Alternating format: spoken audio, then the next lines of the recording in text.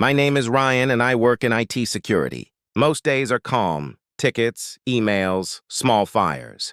I don't rattle easily. One Wednesday afternoon, my phone buzzed. It was a single text from my wife, Jenna. Don't freak out. I lost your work laptop? My ex borrowed it for a project and now he can't find it. I reread it 3 times. She had given my company-issued encrypted laptop full of client data to her ex, Eric. He had lost it. I took a breath and replied, "No problem. I'll handle it." That night we talked. I asked when she gave it to him. 5 days ago, she said. 5 days. She said her own computer was glitching, so she let Eric borrow mine for a presentation.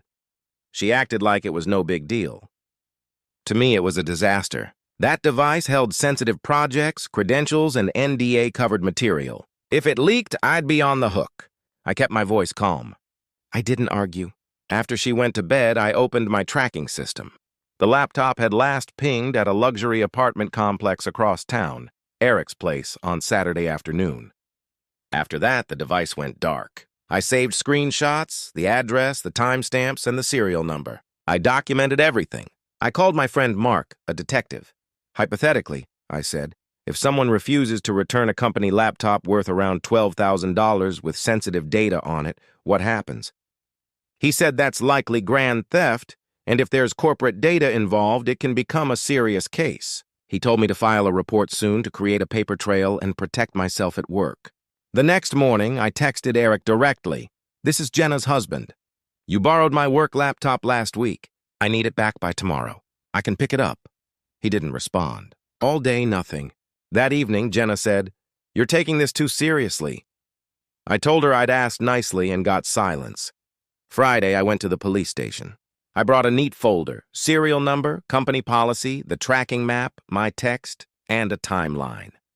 Detective Ramos took the report. He understood right away that this wasn't a domestic spat. It was a corporate device with real value and risk.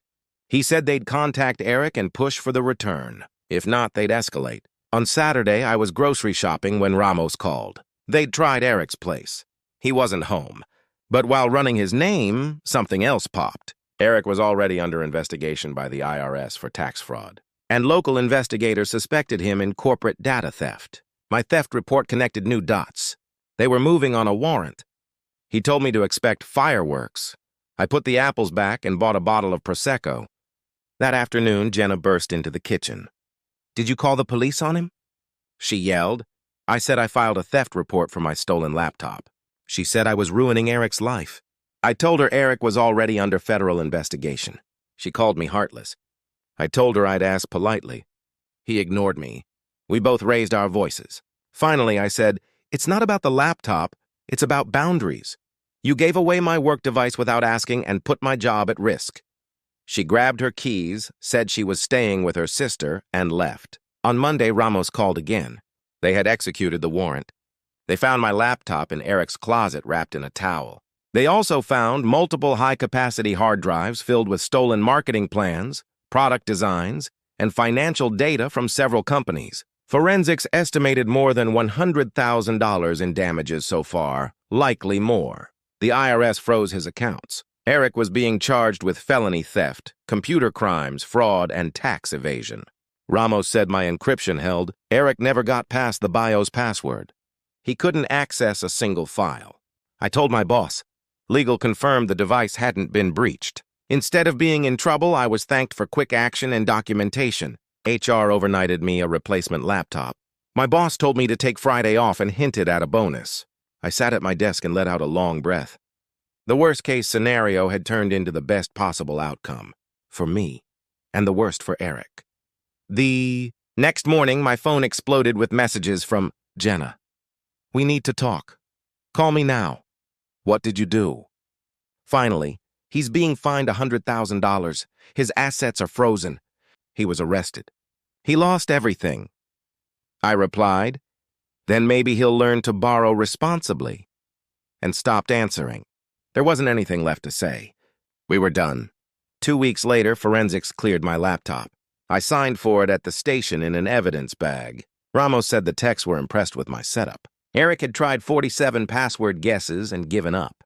"Your security's ironclad," he said. He's looking at years, not months. I came home to an emptying house. While I was at work, Jenna had moved out most of her things. The couch, some art, kitchen gadgets we never used. She left me the coffee maker, the TV, and a note. I hope you're happy. I was, not gloating, just relieved. Sometimes a clean break is right. The divorce was quick.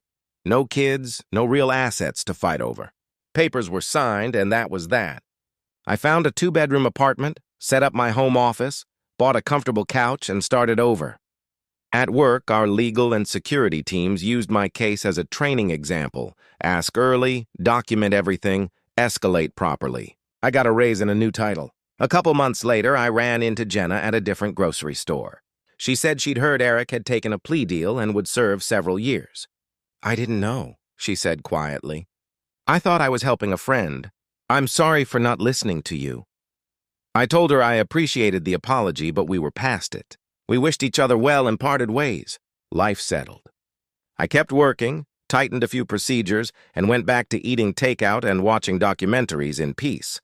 Mark and I grabbed drinks sometimes and joked about how a simple theft report helped crack a bigger case. People ask what happened with my marriage. I usually give them the short version. My wife's ex borrowed my work laptop. I filed a report. He turned out to be running a data theft scheme. He got arrested and hit with a 6-figure penalty. My job was safe. My marriage wasn't. Then I tell them the lesson. Trust your instincts. Write things down. Protect your systems. And never loan out your work laptop, especially not to your spouse's ex. I didn't freak out. I handled it. And that made all the difference. Thanks for watching PL's. Like and subscribe.